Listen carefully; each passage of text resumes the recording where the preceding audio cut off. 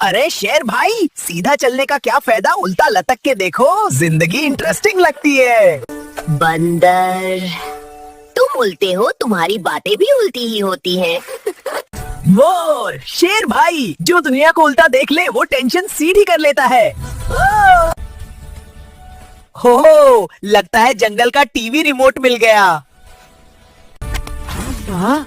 दूर रहो उस चीज से, तुम्हारे हाथ में चीज कम और प्रॉब्लम ज्यादा होती है। अरे ये तो गलती से दब गया।